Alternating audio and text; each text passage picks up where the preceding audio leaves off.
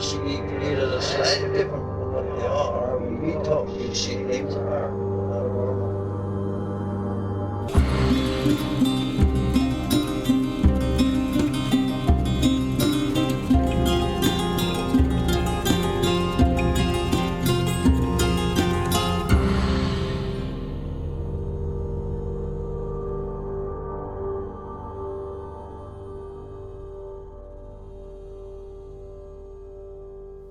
Welcome to Strange Familiars. Alison, Yes, how are you doing today? I'm doing well. On tonight's show, I'm going to be talking with Duncan, who came to us all the way from Australia He didn't actually come to us. via the magic of the internet. Oh, okay. And Duncan starts off with this story about this thing his mom sees, which his mom called a ghost. Was it actually Nick Cave? No, Okay. maybe, I don't know. Maybe when he was young, he looked like a gray alien. It's possible. Yeah. Which she described, though, sounds like a gray alien, which is really interesting. And it, Duncan says it like kind of may influence some of these other things he talks about. He talks about living in this haunted house with a bunch of other young people, and all this crazy stuff that happened. He's missing time incident, some sleep paralysis, and more. After my talk with Duncan, we are going to read some articles. Duncan mentioned seeing one of these blacker than black figures, ghosts maybe. And I thought, well, maybe they've talked about this in the past, and maybe I can dig up some newspaper articles describing this. I couldn't find any. I didn't have a ton of time to look. It's been a pretty busy week as far as editing and stuff. But I did find some articles on ghosts in black, which we often hear ghosts in white and so forth. So we'll be reading those after Duncan. We'll get to Duncan soon. We have a big thank you. I want to thank Kristen Marie for sending us a wonderful box of chocolate and other candies. I probably shouldn't admit how much candy we have eaten in the last 24 hours. It's not been me. No, but the rest of us have I gave up sweets for Lent, so that's torn through it. So. The family has been very excited about that, and we do have a vegan in the family. And it was She's very kind enough to include vegan options. Made the whole family happy. And sent other gifts as well. Yeah. A Bigfoot bandana and pins and all stickers. kinds of fun stuff. Yeah, so thank you so much. It was a wonderful, wonderful box, and the whole family enjoyed it. So. And the sweet notes that accompany it. I always like a handwritten note. So. Yeah. All right, let's go ahead and get to my talk with Duncan.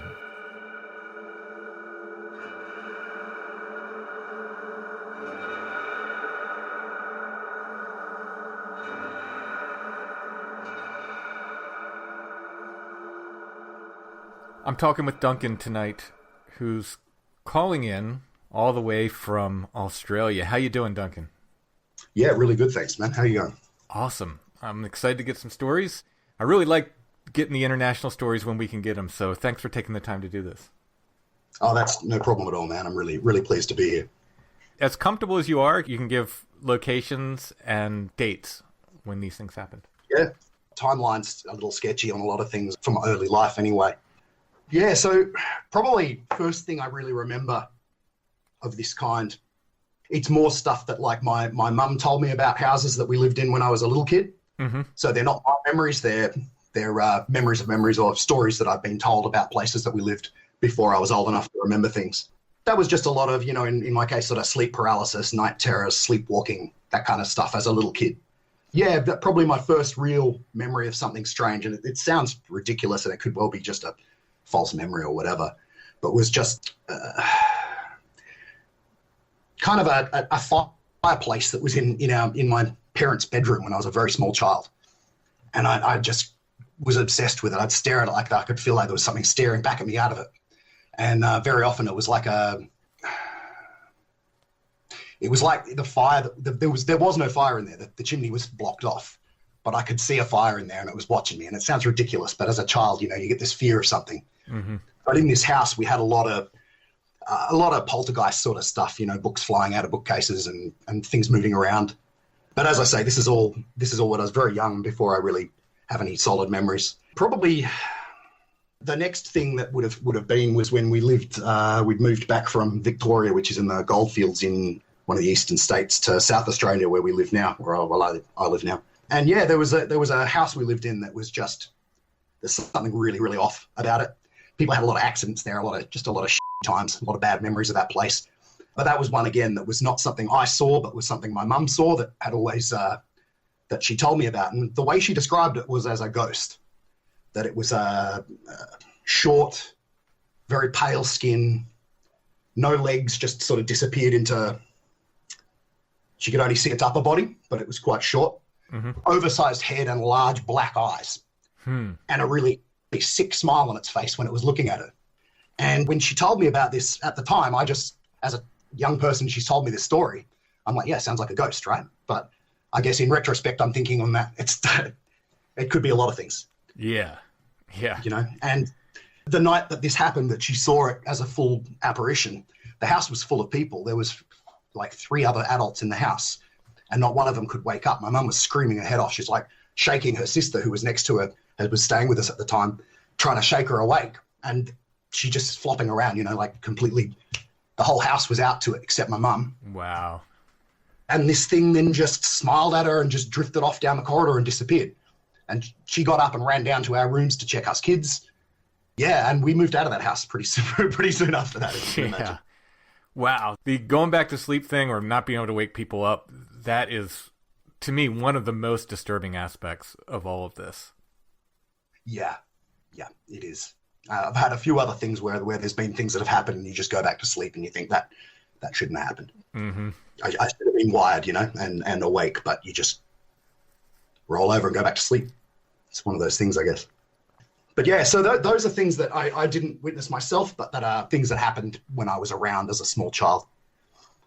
So yeah, I guess there's probably a longer stretch where I don't really remember much happening after that, up until probably my grandfather died when I was about 15.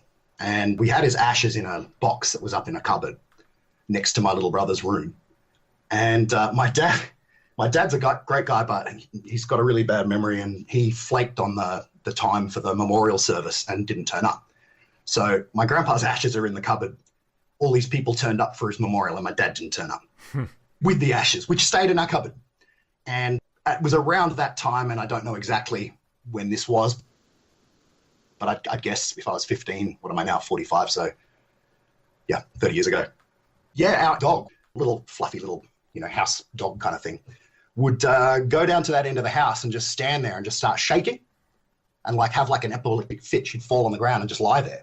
But I only ever saw her have those fits near where this cupboard, like next to the cupboard in my little brother's room, where the ashes were. And when my dad got rid of them, yeah, that was the end of that. We had no more epileptic dogs. So yeah, it's that was something pretty weird. Yeah, indeed. And, you know, I kind of got the vibe that he was pretty pissed off, my grandpa, that he'd been disrespected in that way, if you know what I mean. Oh, okay. All right. Oh, wow. That's what I always thought, because it's like his ashes are right there. And it's like we missed the memorial thing. Well, more to the point, my dad. Let's blame him. But, yeah, and it was only during that period. And then after we buried the ashes, there was no more issues with the dog. So, you know, seemed kind of weird. But yeah, so look, it was after that, I moved out of home pretty young, like maybe 16, into a sort of a share house squat kind of an arrangement with some friends. There was a lot of strange things happened in that place. Like everybody who lived there had a lot of strange things happen to them. Probably the most obvious for me was the smell and the temperature changes that would happen sometimes. And they were very rapid. You'd be sitting there and all of a sudden you just feel cold, and there's smell like a mixture of mold and something dead and shit as well, to be honest. It's one of the foulest smells, and it would just come out of nowhere with this cold. Then it'd just go, and you'd be like, everything's back to normal. But yeah, so I mean, again, that was interesting, but combined with the other things that happened in that house, it made me pretty sure there was, again, something pretty off about the place. Lights switching on and off when you go into the bathroom in the middle of the night. You'd sit down on the toilet and lights would turn off. Lights would turn off just as you sat down. Pitch black in the room. You'd get up to turn them back on. The lights would come back on their own. That kind of messing with you kind of stuff. Mm-hmm. You'd occasionally see, you know, out of the corner of your eyes, shadows on the walls that shouldn't have been there. That was a pretty weird place to live. And probably the strangest thing that happened to me there was doing dishes and behind you is the oven. So you can see there's the glass on the front of the oven, and in front of you is the window out into the backyard. And at night, sometimes you just see somebody walk behind you between the glass reflected in the window and the stove behind you. Mm-hmm. You'd see movement. You turn around, look over both shoulders. There's nobody there. That happens so often that it was almost like a running joke in the house, like, so who saw what today, like it was a very, very creepy place. I lived there for about, 2-3 months, and then I moved out because it was just too unpleasant. Really, really nasty vibe. So your roommates were experiencing stuff too there? Oh, yeah. One of my friends, and I didn't witness this myself, but he claims one night he was hearing this sort of tapping on his door, scratching noises on his door.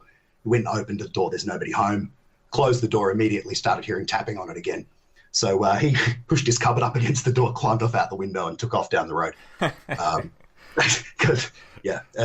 was, as I say, didn't see that myself, but there was a lot of people who lived there. Everybody who lived there had something strange happen to them. Again, this would be, I guess, mid-90s, 95 maybe. That place was pretty interesting.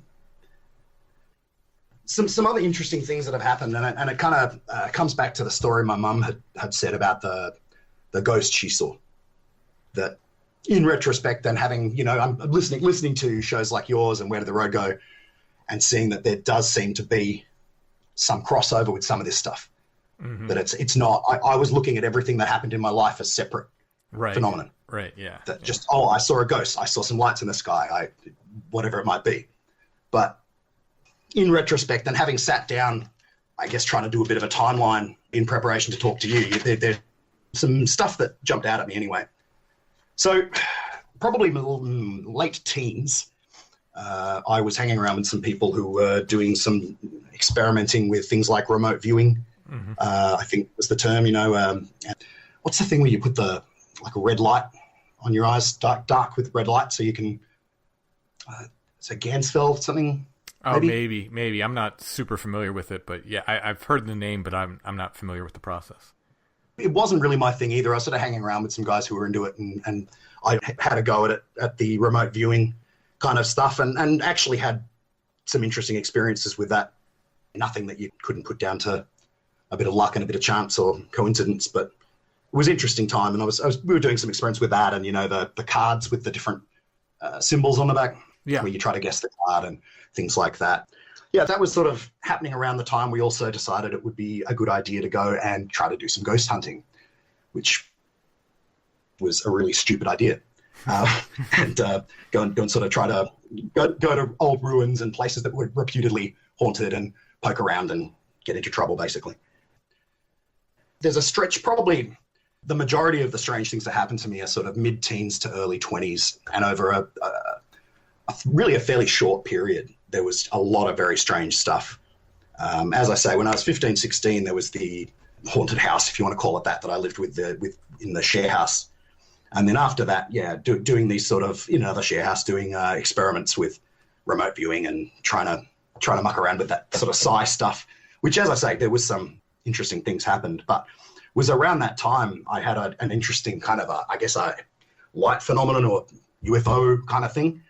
I don't know what the term is, but that was just sitting out on a balcony and looking out towards the hills. Yeah, just a line of, orange lights. They look very similar to the sodium vapor kind of lamps that you see on road lights, mm-hmm.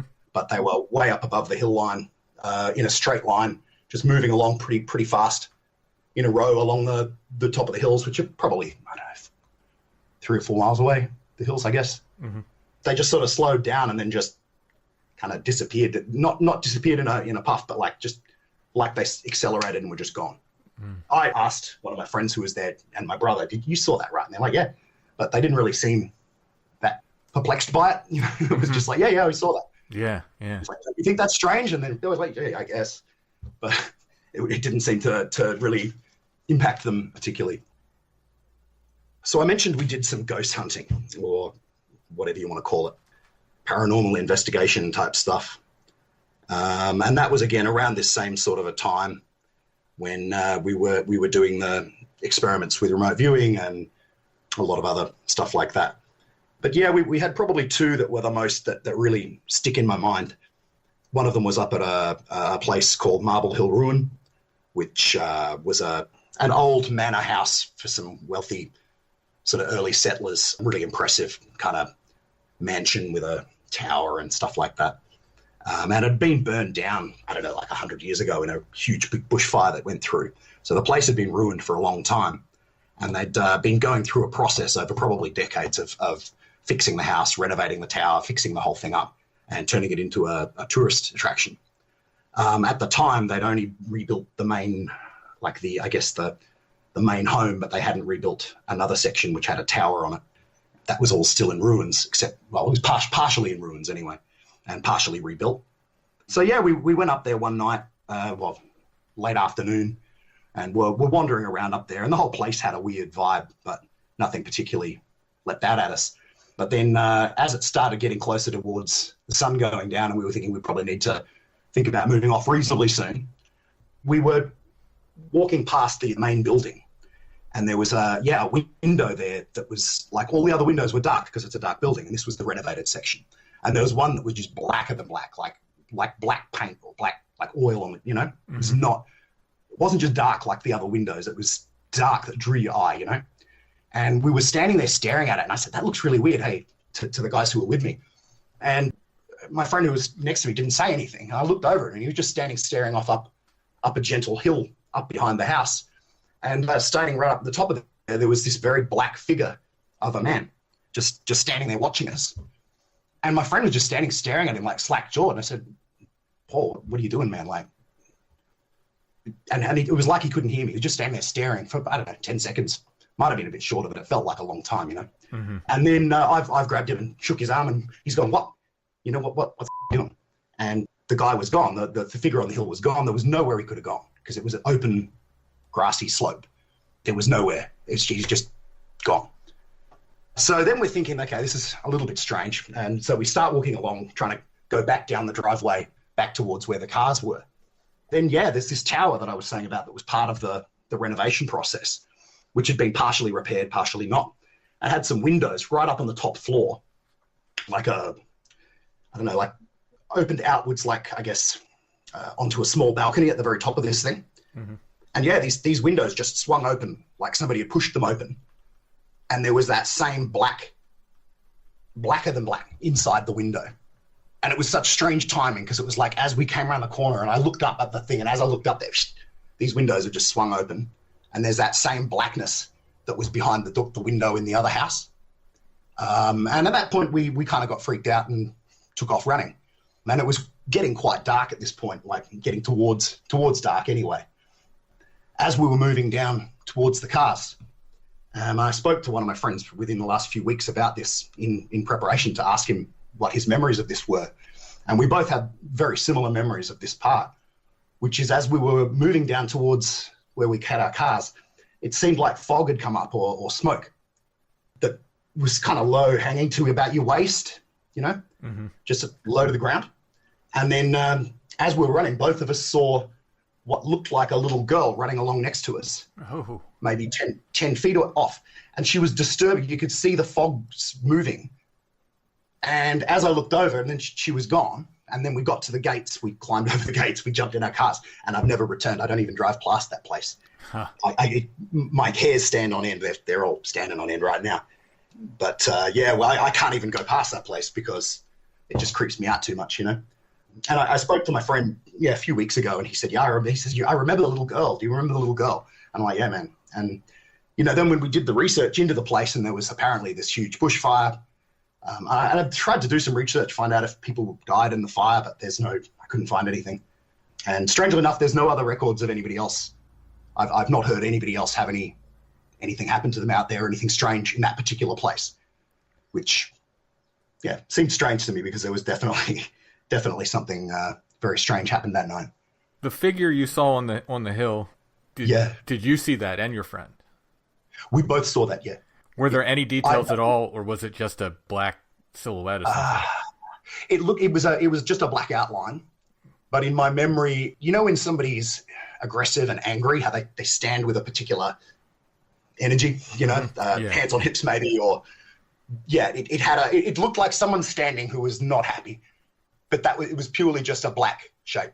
There was no details at all, other than it was a human. It felt like a man, but I couldn't see any details. And it was a full-grown man, so it was a different thing from the little girl that we saw. Right. Yeah, that was my next question. Roughly, grown man-sized, essentially. Yeah. It would have been a normal sort of size man, 6 foot tall man. The little girl was not dark. She just looked like a little girl, but I guess washed out. And you see it out of the corner of your eye, and then as you look, it sort of faded out, and you could see and that was the strange part. This fog. We got back to the car. There was no fog. Yeah. There was no smoke. There was nothing. It was a very strange night. Did you notice any details of the little girl, like clothes or anything, or just basically saw it? I mean, you're trying in my to get memory, out of the place. short hair. She had short hair and a little short kind of like I don't know. It looked, I guess the clothes looked, out of what I could see from the corner of my eye, not like something you would see somebody wearing nowadays. Maybe it like fairly like a smock, maybe. So fairly plain, just a glorified sack, basically. But you know what I mean? Like nothing that I could put my finger on. And this is all 25 years ago now. So, but I do remember, short hair, and she would have been maybe 4 foot high, I guess, up to my armpit, sort of, like short. But yeah, that was a strange experience. As I say, I don't even drive down that road because I don't want to drive past this place, and that's 25 years later. So wow. Did they ever reopen it and like finish the work they were doing?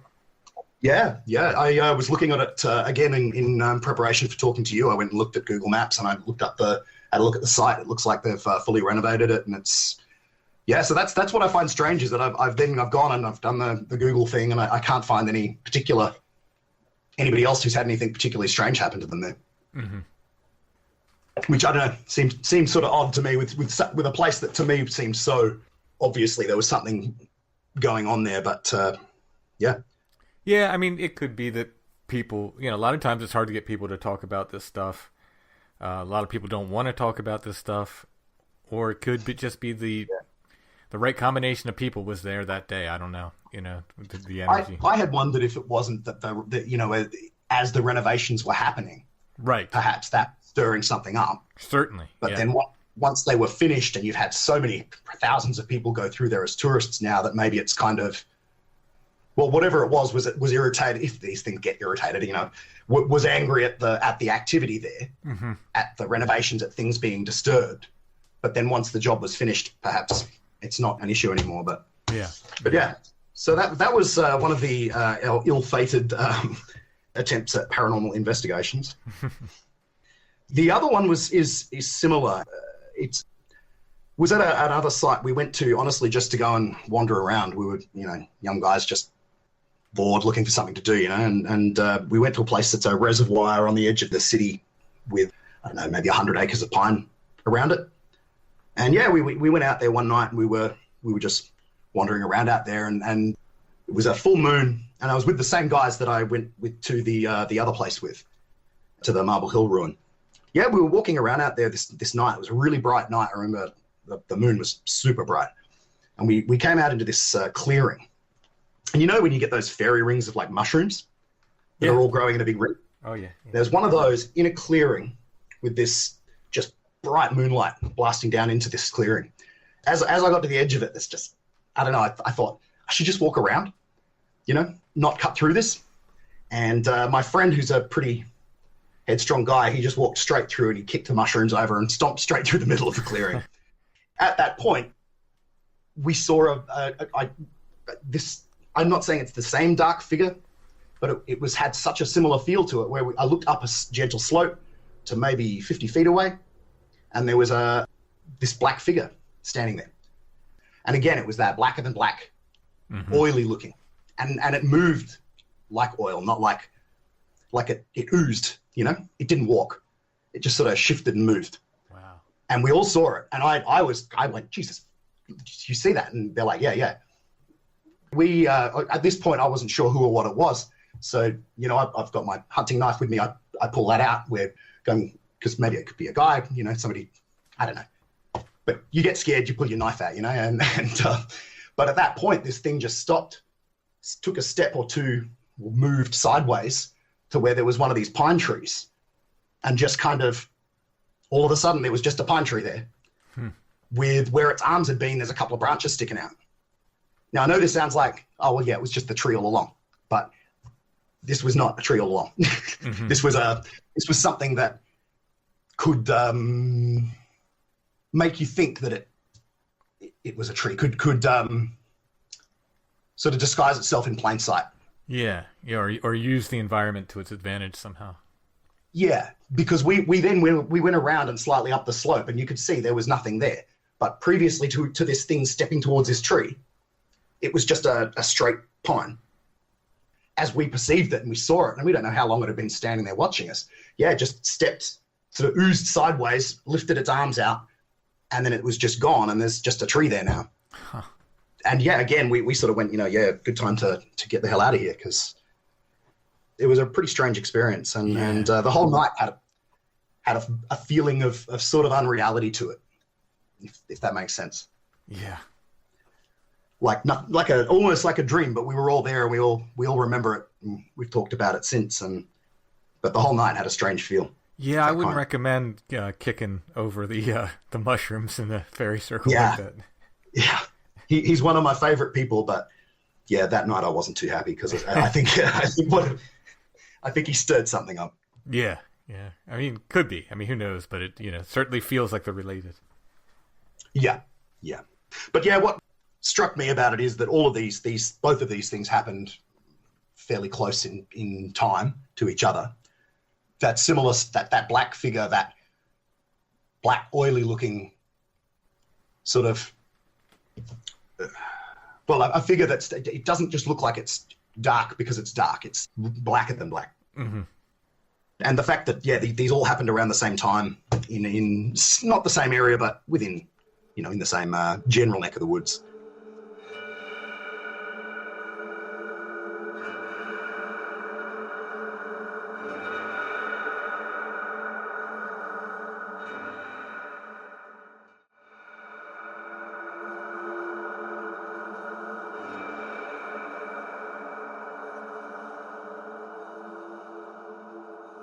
At that point, we were doing, as I said, quite a bit of this mucking around with the remote viewing and trying to do, the ghost hunting and that kind of thing. But at that point, I kind of abandoned the topic out of fear, to be honest. There's just too many strange things happening. Mm-hmm. And, I was getting, strange things happening in my house, which didn't used to happen. Some sleep paralysis with some fairly unpleasant sort of imagery associated with it. And I kind of felt like I was inviting a lot of this into my life. So I really kind of walked away from the topic for many years, and really only got back into it when I discovered your podcast and a few others that sort of reignited my interest in the topic. But for many years, I didn't talk about any of this because it actually, I don't know, I kind of would get anxious and I shouldn't be talking about it. I don't know. No, I understand. Yeah. So yeah, it's really only been last few years I really have probably gotten interested in the topic again. But for many years I just kind of rejected it, didn't want anything to do with it. So more recently, as I say, I abandoned the topic for many years, but more recently there's been a few things. I should mention as well, I did have an interesting time, what's it called? Like a time where you lose some time, Oh, yeah. Where me and my partner were driving interstate across a place called the Hay Plain.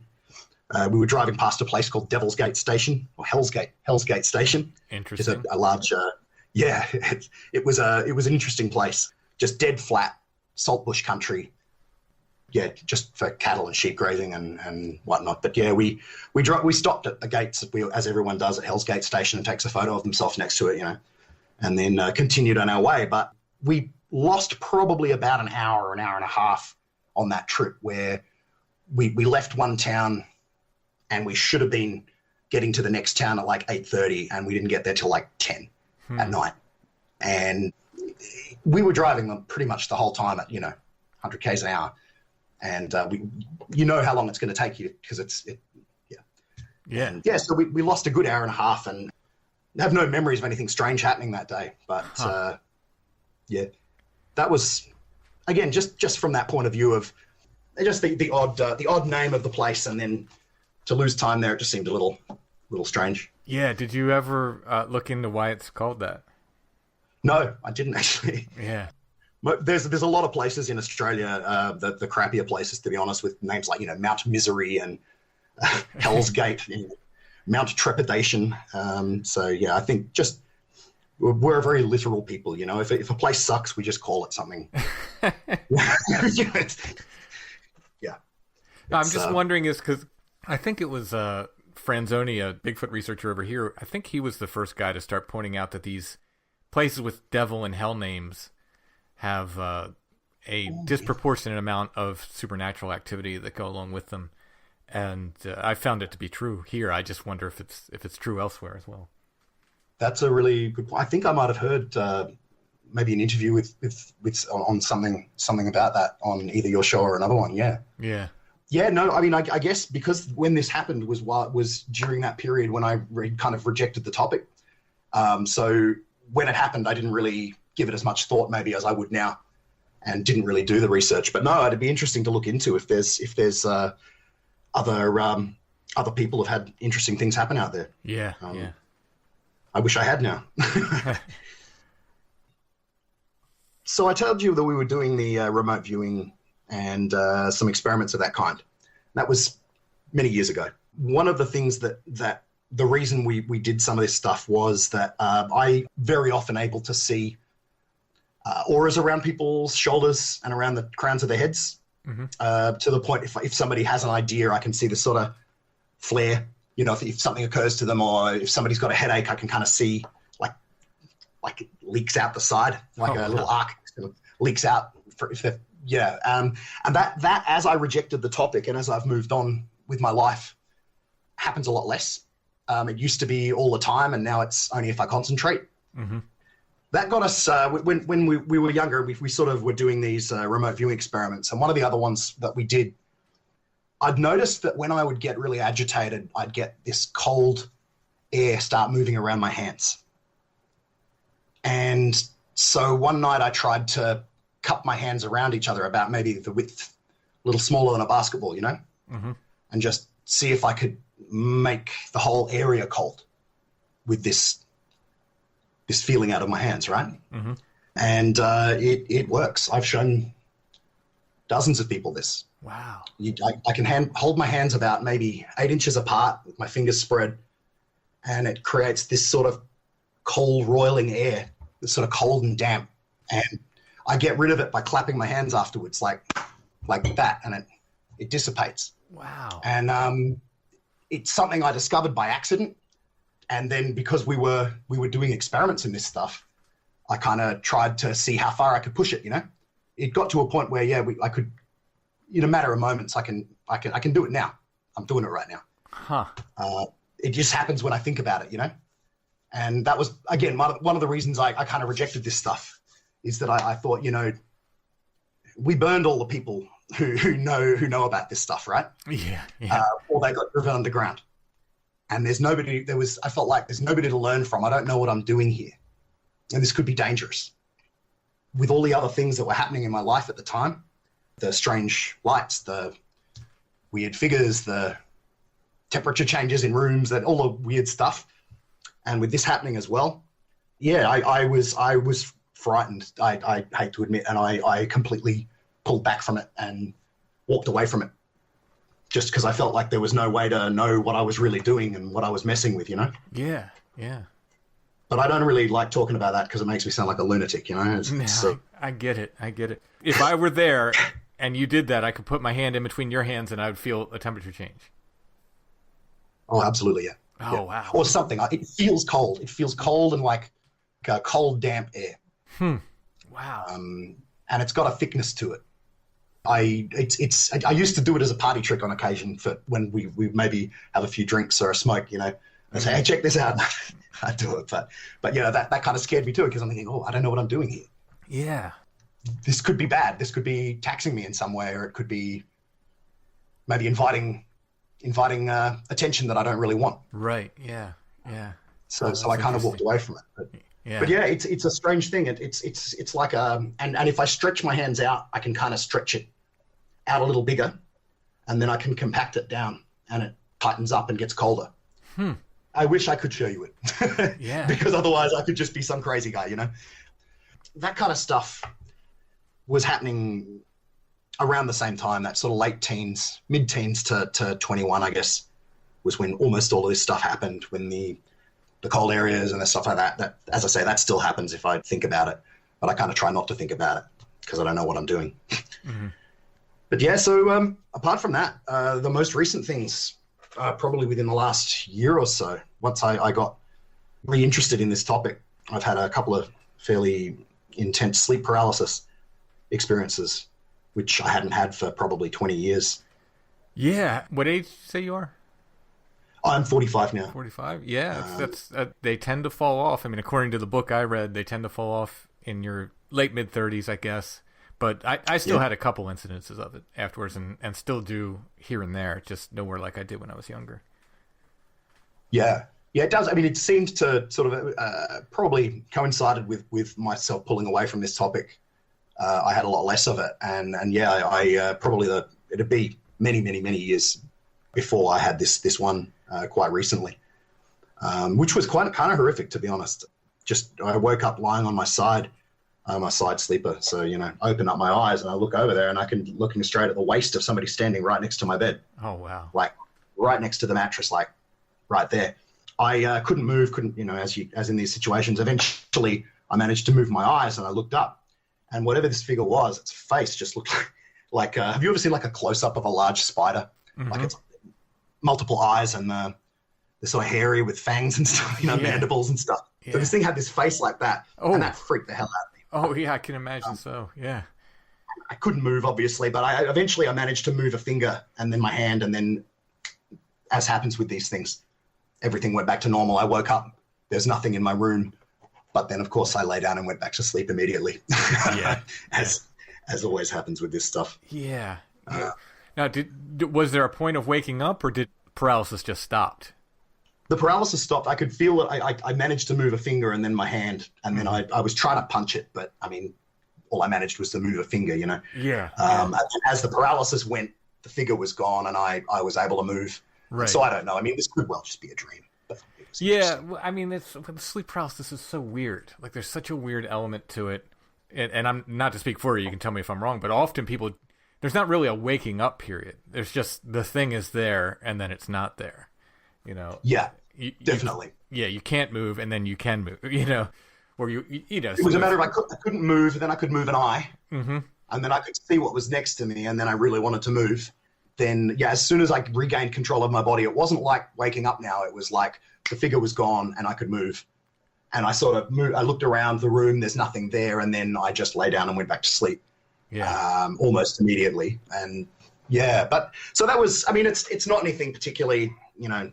It's not that interesting, but I guess it's a more recent thing that's happened to me. Yeah, no, I mean, anytime someone sees an entity out of sleep paralysis, it's pretty interesting to me.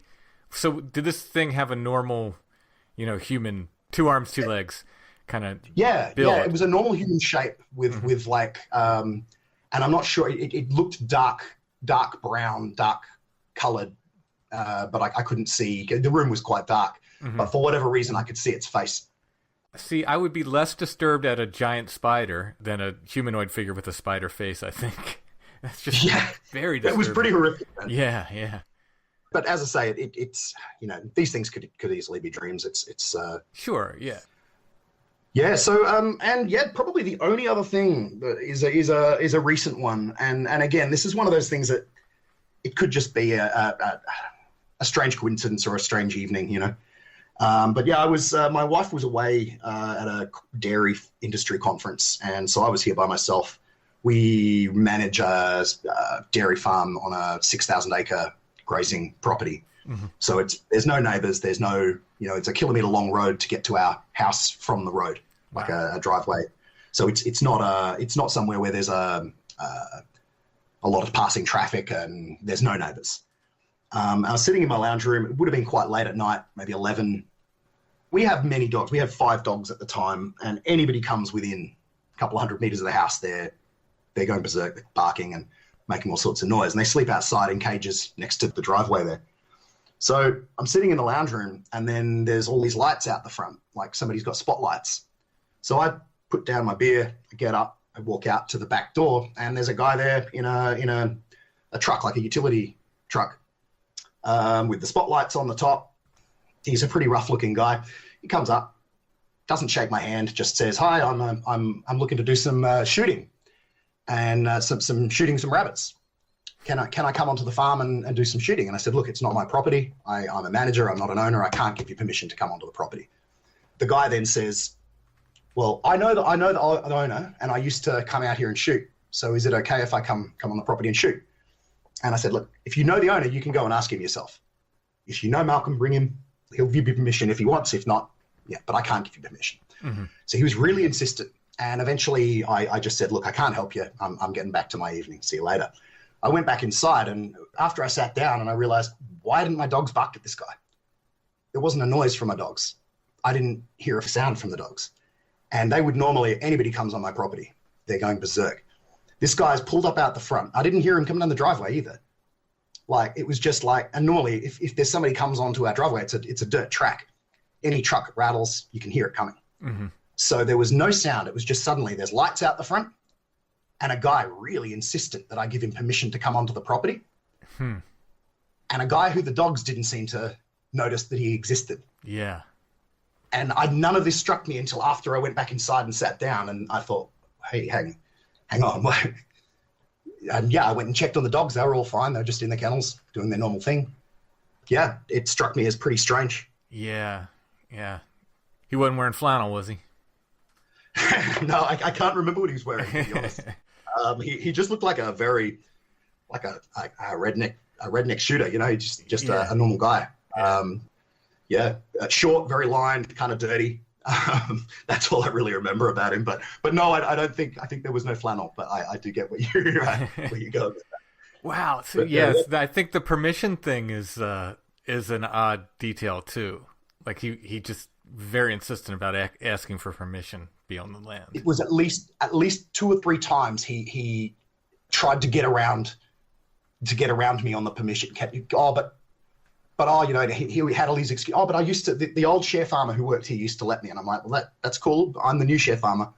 I can't give you permission. You have to talk to, and then he's, but I know the owner. It's like, well, go talk to the owner. Yeah. But he was very insistent. And again, it didn't strike me as weird that the dogs hadn't barked until I came inside. And to be honest, the permission thing didn't strike me as weird until sometime later when I was listening to a podcast. I'm not sure whether it was your show or another show, but talking about the permission thing. Mm-hmm. And there being rules with these things sometimes. Yeah. That's to me. That's I'm kind of getting a little chills from that, just because how insistent he was for, you know, like, no, give me permission. It's like, and well, I think he did the right thing. I mean, I really think I did, man. Whether it was a human dude or something other, I think you did the right thing. You know. Yeah. I mean, regardless, it seemed to be the right choice. But yeah, as I say, years later, having gotten back into the topic and realizing that connection between some of the older mythologies and permission and the vampire mythology, the Fae, mm-hmm. that stuff, where permissions and rules and that sort of thing are so important. It's kind of a lot of these things, I guess, over time and over the last few years of getting back into the topic and looking over my own experiences through my life, and I guess kind of seeing, well, hang on, I saw every one of these things as an individual, isolated, and probably different event. Right. You know? Yeah. Oh, yeah. I guess as I've re-educated myself on the topic and gotten back into it, I'm kind of thinking there's more crossover with some of these things than I'd originally thought when I was younger. Yeah, absolutely. That's the natural way through this stuff, I think. I think everybody starts out that way. It's all unrelated, and then after a while you sort of, well, it certainly seems to be related. And then I've gotten to the point where it's like I really can't see it as separate anymore. Yeah. More and more I feel like it's the same, you know, the same thing, that this is maybe one phenomenon that manifests differently depending on your cultural background, your own personal psychology, what you're expecting to see Mm-hmm. I think a lot of these things are, if not the same, they're in the same ballpark. Yeah, definitely. And a lot of it, comes down to your expectations of what you expect to see, perhaps, or what culturally is normal for you. You know. Mm-hmm. Yeah, I think you're only maybe the first or the second Australian that's been on Strange Familiars. So right. I would be failing to ask this might be a very kind of goofy question, but did you ever hear anybody that had any Yowie stories there? Yeah, but the guy was he's dead now, so I can be a little more honest than I would. But he took a hell of a lot of magic mushrooms when he was young. Okay. I'm not sure I would trust his perceptions, to be honest. But yeah, he had a few stories that I to be honest, I didn't take too seriously because he was kind of out there, you know. Yeah. Is it something that gets so culturally Bigfoot is huge here? Is it something? Yeah. Is it similar there? Does the Yowie get you sort of have that cultural? Look, there are people who are into it, but it's probably the more common cryptid thing that you would hear here are the big cats. Okay. That's a pretty common one in South Australia and in Victoria, and there's always the mythology that goes with it. You know, a US Army Marines unit that was stationed here in World War II, and they had a what do you call it?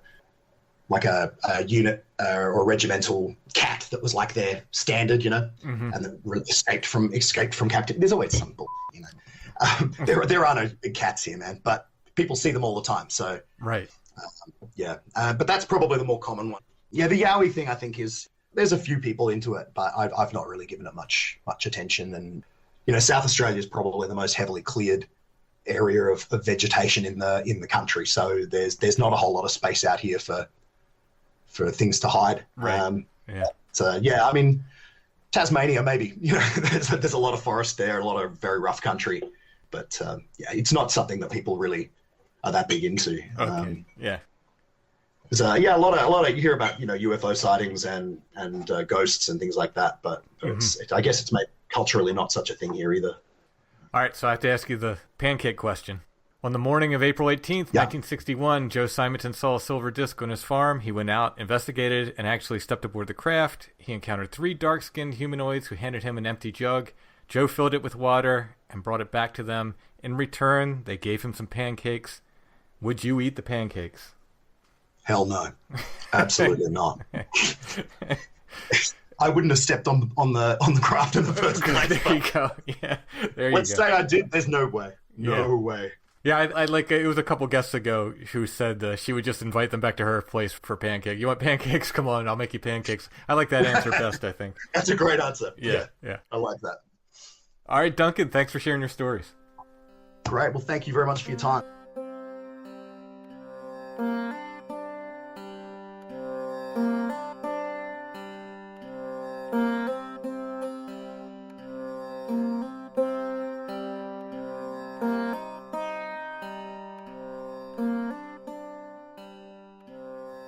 If you like Strange Familiars and you'd like to support us and help us make the show, you can become a patron at Patreon. It's patreon.com/strangefamiliars.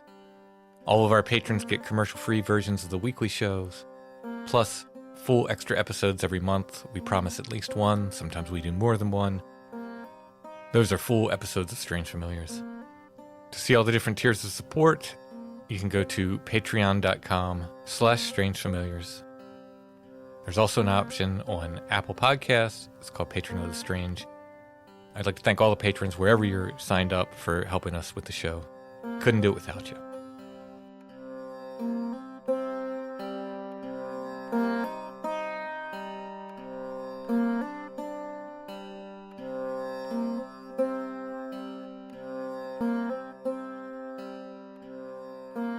All right, so I dug up some articles about some ghosts in black, just a few little articles.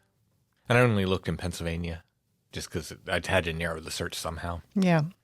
Though searches in Pennsylvania will turn up articles in Pennsylvania newspapers, but they could be from other places, yeah. So there's an article from Indiana in there, I think. Yep. These are ghosts in black. Okay, the first one is from Newcastle, Indiana, but it appeared in the Bucks County Gazette in Bristol, Pennsylvania. That's near Philadelphia. And it's called Newcastle's Black Ghost. What year? 1890. Newcastle's Black Ghost. The east end of Newcastle is all torn up over the appearance of a ghost, which has been seen strolling about the schoolhouse grounds for several nights recently. The mysterious stranger has not had the boldness to speak to anyone as of yet, but on the contrary seems shy, yet the small boys in that vicinity, who have to run errands after dark, have begun to consider life a dismal failure, and threaten to run off with the first circus or train bear that comes along. His, her, or its ghost ship, as the case may be, is remarkable in being coal-black in color, instead of the conventional white. The only other mark of recognition it bears is a huge dagger, sunk to the hilt in its bosom, and a stream of fiery blood issuing from the wound. The town council may draft about 100 brave men to capture the mystery. I always like the casual way. It's like, well, the only other mark is that there's a huge dagger and it streams blood from the wound. That's a striking visual, though. Yeah, like this, sort of ghostly black apparition with the dagger. Dagger and a like bright blood coming out of it. It's very Shakespearean. It reminds me of just the dagger part over at Chickies Rock I think it was in the 50s. People were seeing this huge apparition. It was like wrapped up like a mummy. Mm-hmm. And it had daggers coming out of its head. But and more than one person saw the same thing like that? I think so. And it was about 12 feet tall or something.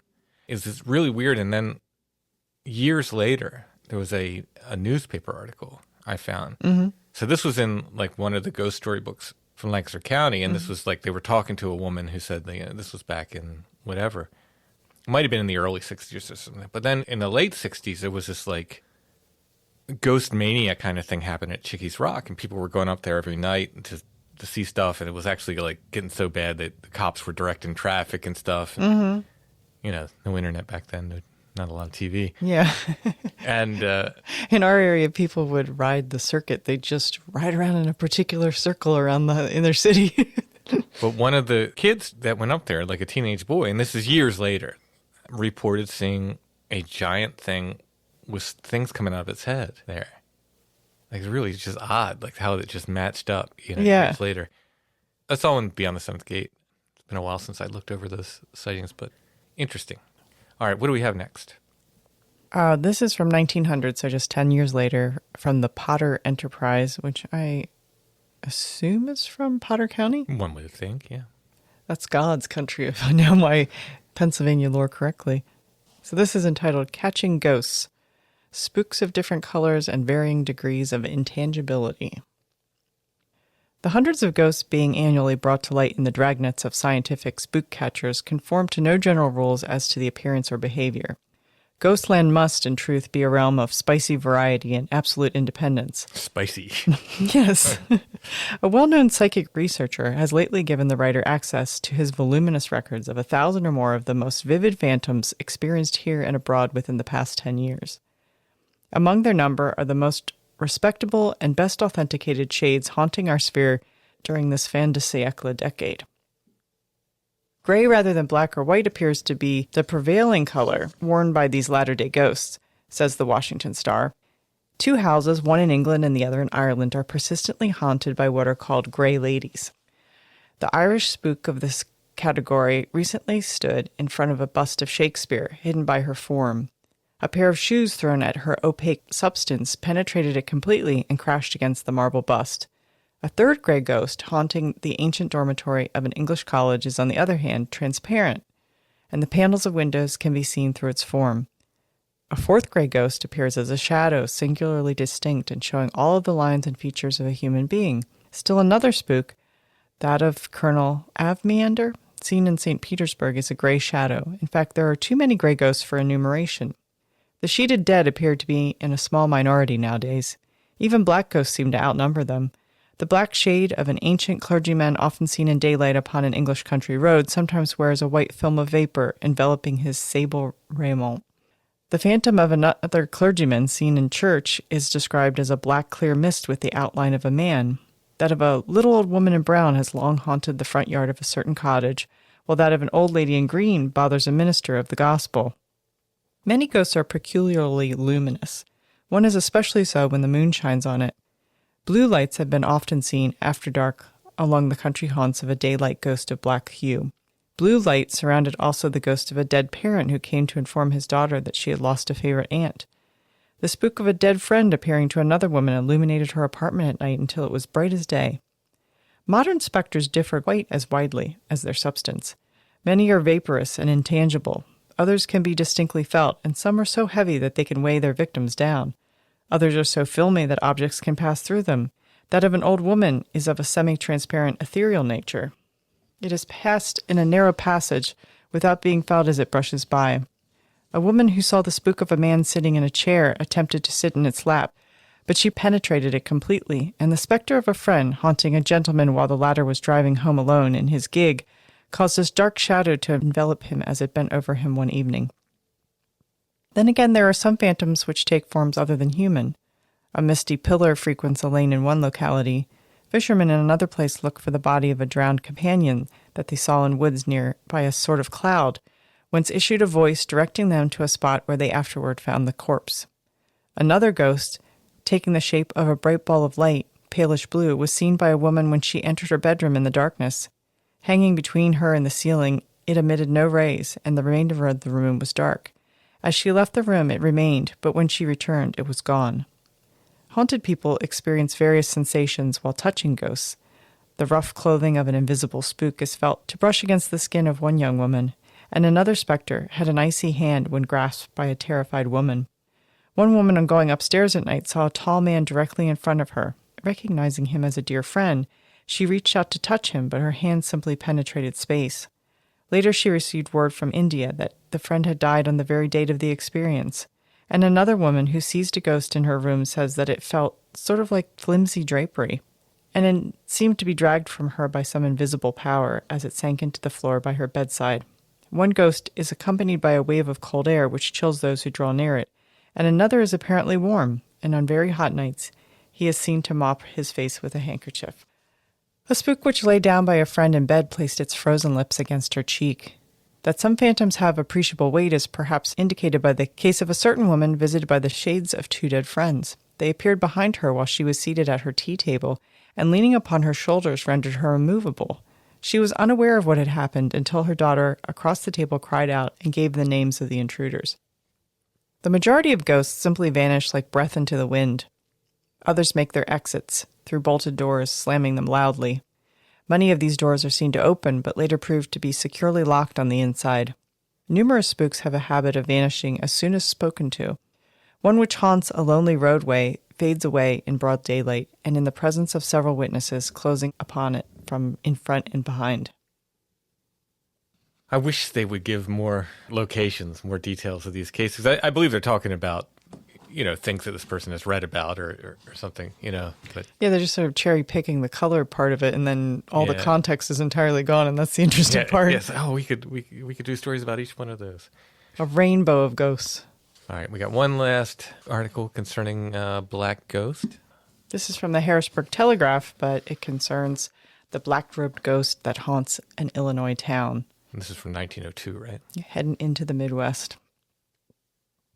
The good people of Bushnell, Illinois, have been much disturbed of late by a ghost which appears in the form of a woman. She usually presents herself to human view robed in deepest mourning. Only once has she been seen in white, and then in what appeared to be material of a flowing texture.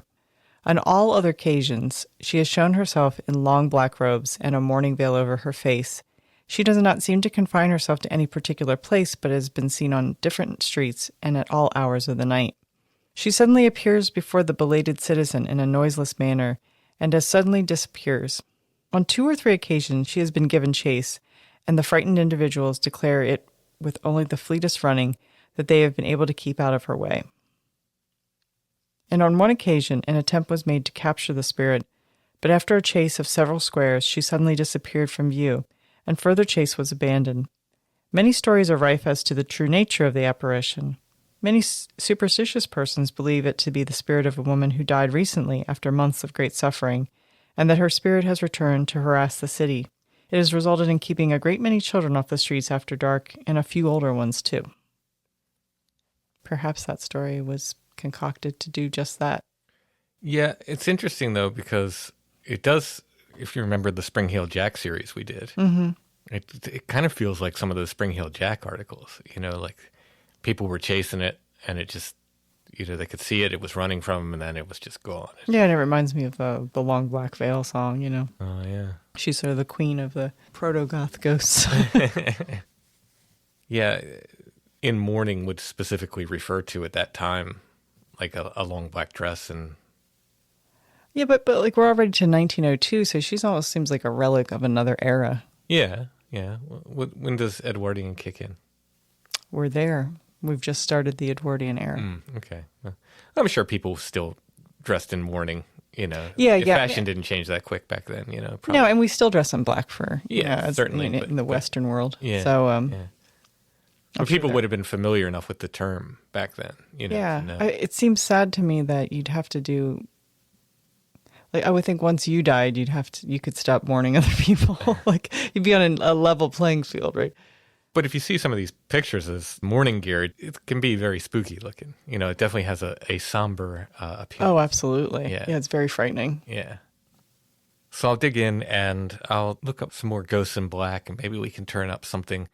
One of those things you were talking about almost sounded like a blacker than black kind of thing. One of those instances. Yeah, it did. Article, Yeah. but... I mean, the one with like the wound with that kind of sounded like just like a spooky like you wouldn't even know was necessarily a human form, except for the fact that it had a bleeding wound and yeah. But I'll keep looking, and maybe we can turn up some articles with something that describes more like these blacker than black forms that people are talking about.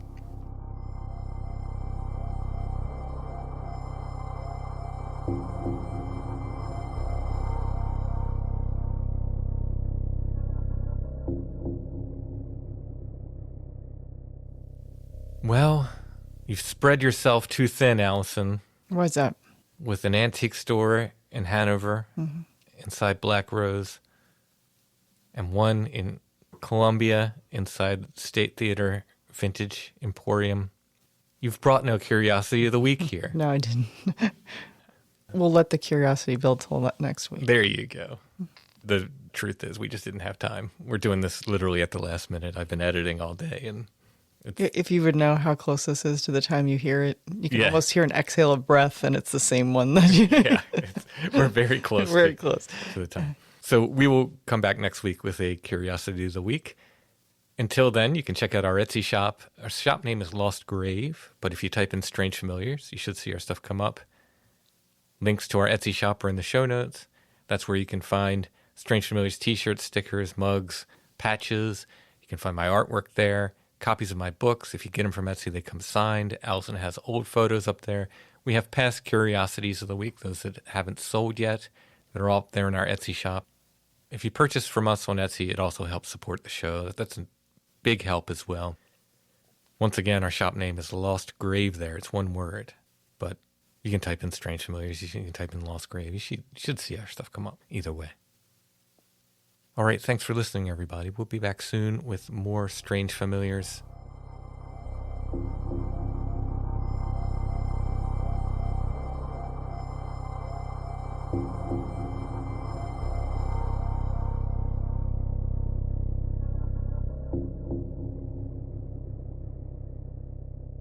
Strange Familiars is a production of Dark Holler Arts. Intro and background music is by Stone Breath. If you want to hear more or purchase music, you can go to stonebreath.bandcamp.com.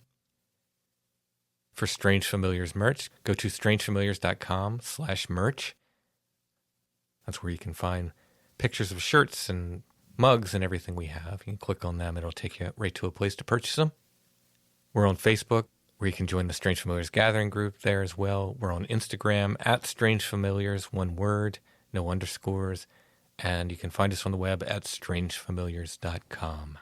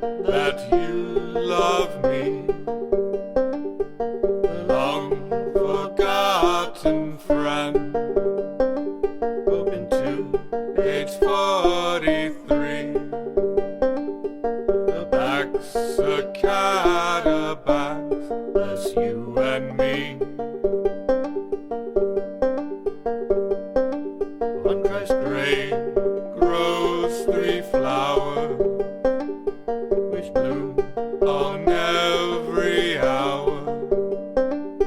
The first is for the kind, the second calls the rule, the third heals all the bleeding and the wound. We forbade old trot ahead from home and bedstead, and bound him to the fence which binds the rolling hill. I see your heart and your star shine in our will.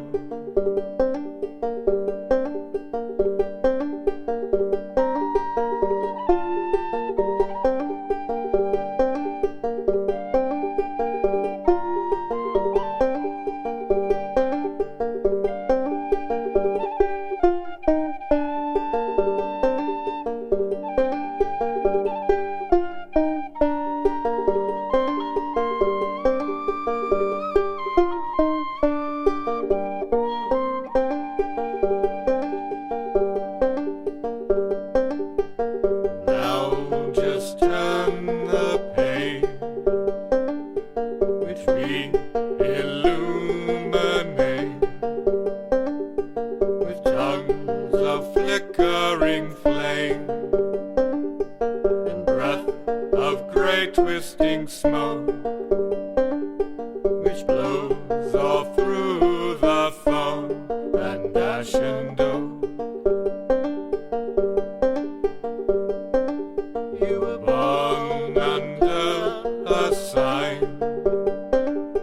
a hex drawn so divine, in purpose and meaning, by hands as old as time.